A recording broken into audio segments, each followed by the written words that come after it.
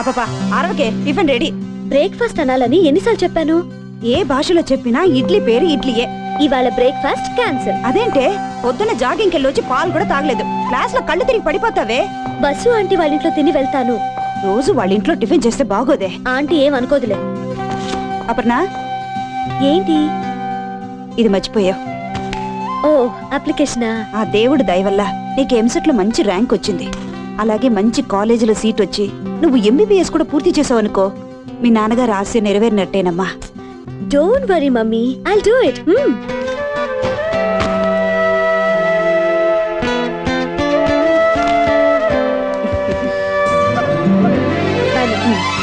సాయంకాలం త్వరగా వచ్చేసేవే. పిల్లవో ఏం తినకుండా వెళ్తుంది. ఏంటి శాంతమ్మా, ఏంటి వాళ్ళ స్పెషల్? గులాబీలమ్మా.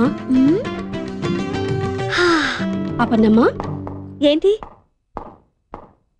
Thank you. ఇప్పుడు ఇది నిజంగా గులాబ్ పువ్వమ్మా.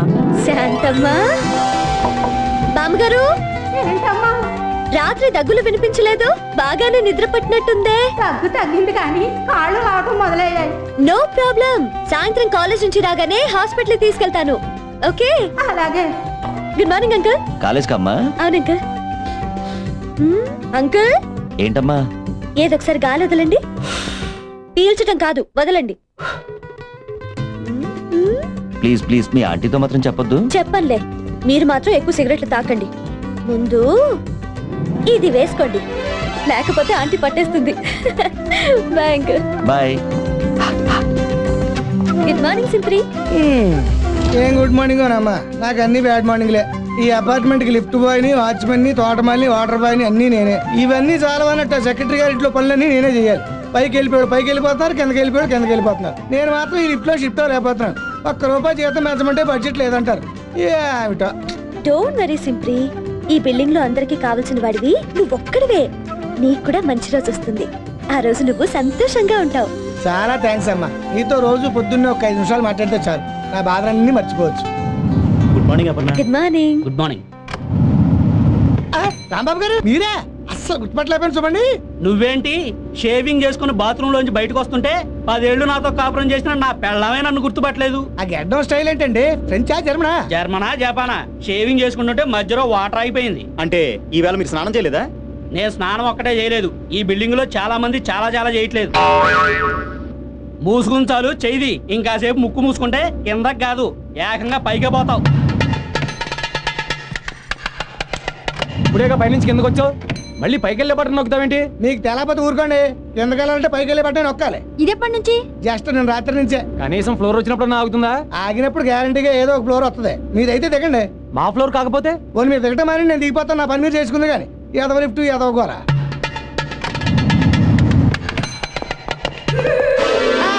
ఆగండి, ఇద్దరు ఎక్కడా గీయలేదు, లోపల ఒక మనిషికే ఖాళీ ఉంది. ఇద్దరు ఎక్కడ ఉన్నారు? నేను ఒక్కదానిగా. అబ్బా చెప్తే అర్థం చేసుకోండి. తప్పండి, చోట కొంచెం కంటిని ఇంత వివరంగా చెప్పిన అర్థం చేసుకోకపోతే కష్టం. ఏంట్రా కష్టం? మీకే తెలుస్తుందండి. అరే లిఫ్ట్ ఆగిపోయిందే, ఇప్పుడు ఏం చేయాలి?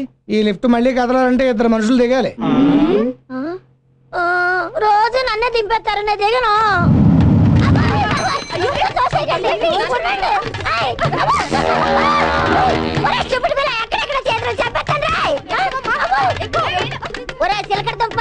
సెక్రటరీ గారితో చెప్పి నీ ఉద్యోగం పీకించేదాకా మళ్ళా నేను ఈ లిఫ్ట్ ఎక్కవట్టు. సెక్రటరీ కాదు, అది బాతో చెప్తా. నిన్ను కాదు గాని వాడిని పీకేయాలి. మొన్న కార్ రాంగ్ పార్కింగ్ లో పెట్టానని టైర్ లో గాలి తీసేస్తాడా? ఇలాంటి విషయాల్లో మా సెక్రటరీ గారు యమ స్ట్రిక్ట్ అండి. మా కార్లోనే గాలి తీసేస్తాడు వాడు. రాత్రి తోడు కోసం పెరుకురని అప్పుడు చెప్తా వాడి పని. ఏంటి తోడు పెరికి మీ ఇంటికే వస్తాడా? మా ఇంటికి తప్ప అందరికి వెళ్తాడు. అంత పెరుగు వాడేం చేసుకుంటాడు? స్వగృహ ఫుడ్స్ లో సెకండ్ హ్యాండ్ అమ్మేస్తాడు.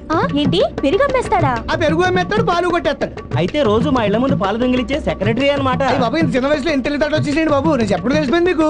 ఏమయ్యా సింపరి, మా పేపర్ లో 2వ పేజీ రావట్లేదయ్యా, కాస్త పేపర్ బాగా చెప్పు నాయనా. 2వ పేజీ రావట్లేదా? మా పేపర్ లో సినిమా పేజీ రావట్లేదు.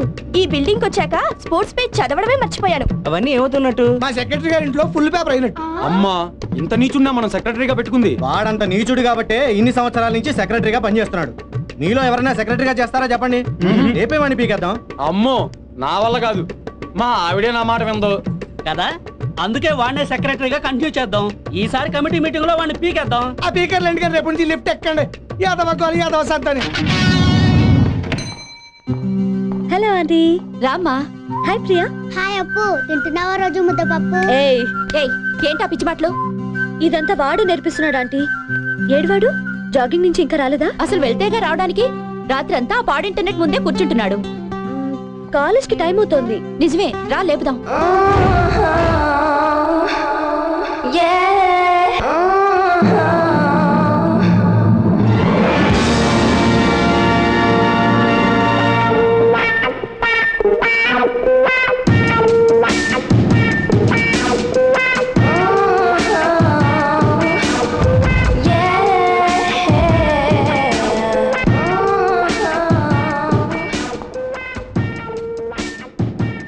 మేల్కొనే ఉన్నాడే. లేదు మమ్మీ, ఈ మధ్య కళ్ళు తెరిచే నిద్రపోతున్నాడు. కొత్తగా మొదలు పెట్టాడు. అబ్బా ఏంటి స్మెల్?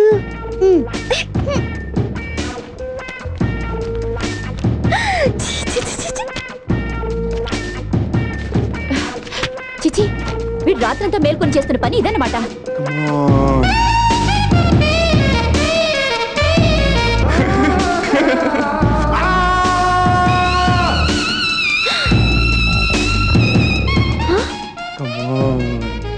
కలవరిస్తున్నాడు చూడు. కాదు, కలగంటున్నాడు. ప్రియా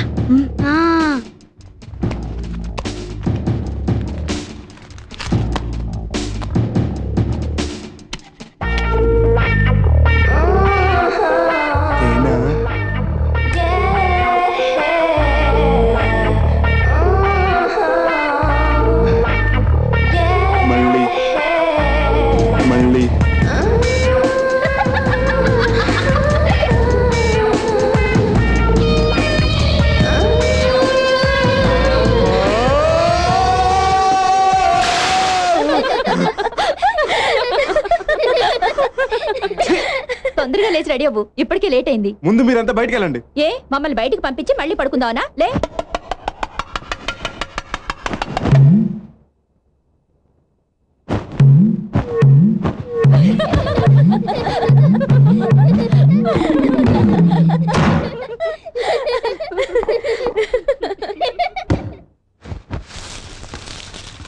అమ్మా, ఏంట్రా? ఇంటర్లో నన్నంతా కొంగకాళ్ళు నేర్పించేవాళ్ళే. ఇప్పుడు నువ్వు డిగ్రీ కదా, ఇంకేడ్పించర్లే. నిక్కర్లు వేసుకెళ్తే పీజీలో కూడా అలాగే ఏడిపిస్తారే. సాయంత్రం మీ నాన్నతో మాట్లాడతాలే. అయితే నేను కాలేజ్కి రేపే వెళ్తా. నేను సాయంత్రం మాట్లాడతానన్నానుగా, ఈ ఒక్కరోజుకి వెళ్ళు.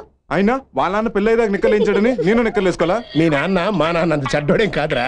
ఈ రోజు నుంచి నువ్వు ప్యాంట్లు వేసుకుని కాలేజీకి వెళ్ళచ్చు. ఇదిగో. థ్యాంక్స్ నాన్న. అపర్ణ, ఏంటంకుల్? ఆ వెధవకి లిఫ్ట్ ఇస్తే ఇచ్చావు గానీ బండి మాత్రం ఇవ్వకు. వాడికి లైసెన్సు డ్రైవింగ్ సెన్స్ రెండు లేవు. బాగా గుర్తుంచుకో, బండి మాత్రం ఇవ్వద్దు. నాన్న, ఏంట్రా ఇది నీ ప్యాంటు? అది నిన్నటిదాకా, ఇవాళ నుంచి నీదే. సైజ్ చేయించాను, తొడుక్కో. కాలేజ్కి వెళ్తున్నాడు, కొత్త ప్యాంట్ కొనివచ్చు కదండి. నువ్వు రికమెండ్ చేయలేదని ఆగా. ఎవడైనా కొత్త సైకిల్ కొనుక్కునేటప్పుడు 6 నెలలు అద్దె సైకిల్ మీద నేర్చుకుని అలవాటైతే కొత్తది కొనుక్కుంటాడు. ఇది కూడా అంతే. అలవాటు అవ్వకపోతే మళ్ళీ నిక్కరే. అర్జెంటీ ఏమైందిరా? జిప్పు తుప్పట్టింది. తుప్పట్టిందా పట్టేసిందా? పట్టేసింది, పైకి రావట్లేదు.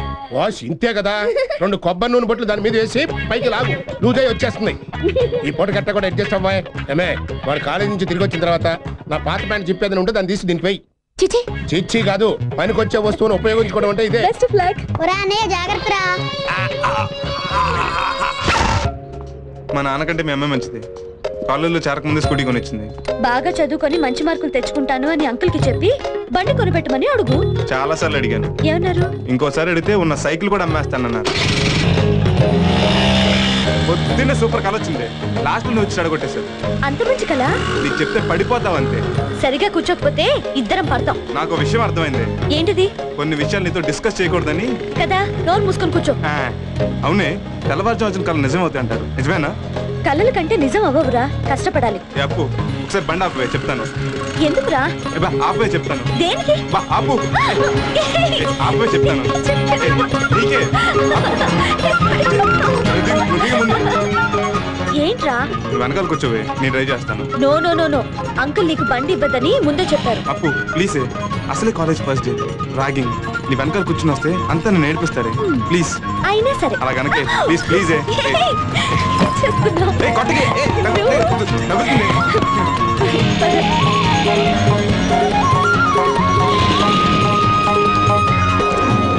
థ్యాంక్స్ దేనికి? నీ బైక్ ఇచ్చినందుకు. ఇడియట్, ఇది మన బైక్ రా. రవి ఏంటి?